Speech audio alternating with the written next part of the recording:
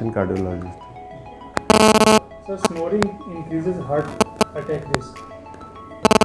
अगर स्नोरिंग की वजह OSA है, मतलब ऑब्स्ट्रक्टिव स्लीप एपनिया, जो मोटापे के कारण गर्दन के नीचे वाली जगह पे जो फैट काफ़ी डिपॉजिट हो जाता है, तो पेशेंट लेटे लेटे उसकी CO2 जो गंदी हवा बाहर निकलनी चाहिए वो अंदर रिटेन होने लगती है।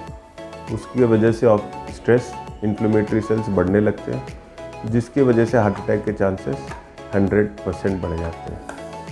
सर, लो बीपी के लक्षण और उपचार क्या हैं? लो बीपी, पहली बात तो लो बीपी कहते कैसे हैं, ये एक बहुत बड़ा क्वेश्चन है। तो बिलो 90 ऊपर वाला जो बीपी है, अगर वो 90 के बिलो हो उसे लो बीपी बोलते हैं। अगर लो बीपी की वजह हार्ट से रिलेटेड है तो उसका अलग तरह का उपचार होता है। और लो बीपी की वजह डिहाइड्रेशन है, आदमी ने बराबर खाया पिया नहीं है, वो फास्ट में है, तो उसके लिए अलग ट्रीटमेंट है। अगर हार्ट रिलेटेड लो बीपी रहती है तो उसमें कहीं ना कहीं, बिकॉज अगर पंपिंग ही ख़राब है तो ब्लड प्रेशर लोअर साइड ही रहेगा, तो उसको लो प्रेशर ही नॉर्मल प्रेशर है। लेकिन अगर डिहाइड्रेशन की वजह से लो बीपी है, आदमी ने कुछ खाया पिया नहीं है या सुबह से कुछ अच्छे से हाइड्रेट नहीं किया अपने आप, तो उसमें उसको अगर वो हाइड्रेट करे, नमक नींबू पानी मिला के अगर अराउंड 50 या 1 लीटर पी लेगा तो उसका बीपी वापस आ जाएगा। सर, जो लेफ्ट चेस्ट में पेन है उसका क्या मतलब होता है? अब वो कई वजह हो सकती है, हो सकता है वो मस्कुलर हो सकता है वो गैस की वजह से, ज़रूरी नहीं है वो हार्ट हो।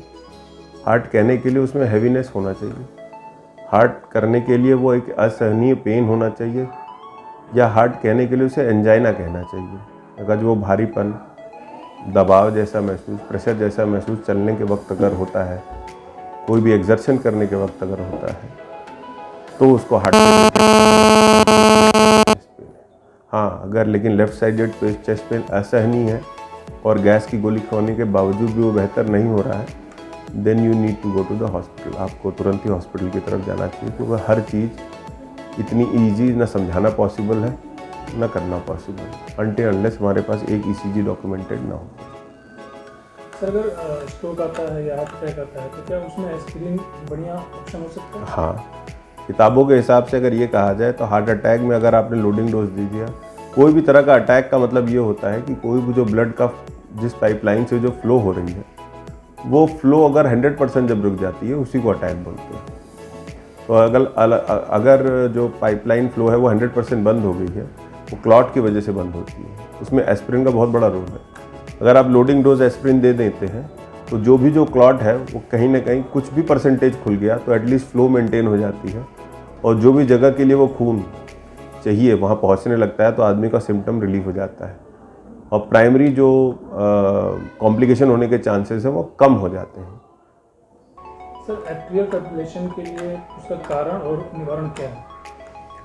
एट्रियल फिब्रिलेशन बेसिकली एक इलेक्ट्रिकल एक्टिविटी में डिफेक्ट है, इसकी कई वजह हो सकती हैं, बहुत सी वजह तो अननोन है।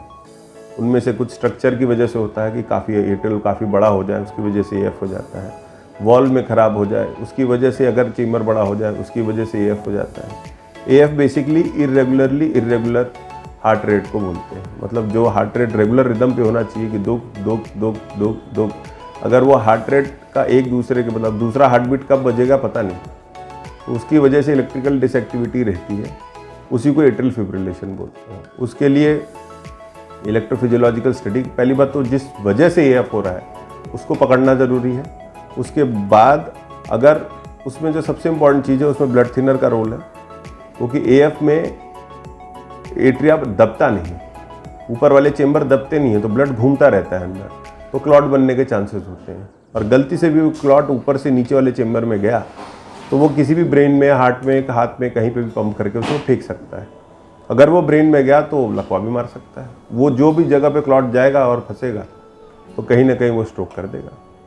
तो एट्रियल फिब्रिलेशन को जितना हम लाइटली ना लें उतना अच्छा है, क्योंकि उसमें कहीं ना कहीं ज़्यादा सडन, मतलब किसी को अगर स्ट्रोक हो गया और हाथ पैर नहीं हिल रहा है तो वो ज़्यादा डेंजरस हो जाएगा। अगर वो ब्लड थिनर लेगा तो उसको चांसेस है कि बहुत कम हो जाए। मैनेजमेंट ऑफ एट्रियल फिब्रिलेशन बोला ब्लड थिनर, उसमें ओरल एंटीकोगुलेंट्स आते हैं, न्यू ओरल एंटीकोगुलेंट्स आ चुके हैं जिसमें PTINR मैनेजमेंट या बार बार ब्लड टेस्ट कराने की ज़रूरत नहीं पड़ती, वो बहुत अच्छे हैं और सेफ़ है। सिंगल यूज़ है और कहीं ना कहीं पेशेंट के लिए लाइफ बेनिफिट। बेसिकली कोई भी हार्ट की बीमारी के लिए हमें ये ध्यान देना होता है कि जो हार्ट की बीमारी है उसमें हम आगे की उसकी लाइफ को कितना बेहतर बना पाए और उसके बार बार हॉस्पिटलाइजेशन को कम कर पाए। ये एक डॉक्टर की थॉट प्रोसेस होती है। वो डिपेंड करता है कि पेशेंट कितना सीरियस है उसके हिसाब से। सर आज के बहुत ढेर सारी हैं बट उनमें से बहुत वजह तो अननोन है। तो मेजरली मेरा ये मानता है कि जो अनुशासित जीवन जीता है, मतलब समय के हिसाब सबसे इम्पोर्टेंट एजिंग। अगर आदमी को सबसे इम्पोर्टेंट पता है कि एज के साथ ही diabetes, hypertension, cholesterol, diet, exercise, इन चीज़ों को अगर मैनेज करके चले, अपने वेट को मेंटेन करके चले, तो कहीं ना कहीं चांसेस ऑफ अंदर कोलेस्ट्रॉल जमने की या हार्ट ब्लॉक होने के चांसेस कम रहते हैं।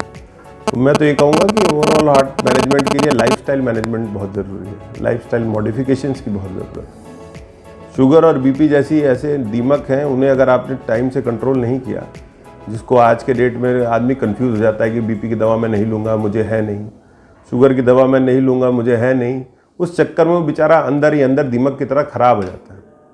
और ख़राब होने के बाद जब डॉक्टर के पास पहुँचता है तो डॉक्टर बेचारा मायूस सा पड़ा रहता है कि अब मैं करूँ क्या जब सारी चीज़ें ख़राब कर चुके हूँ। मैनेजमेंट पॉइंट ऑफ व्यू में मेरा ये मानना है कि early detection of any disease is better and safer.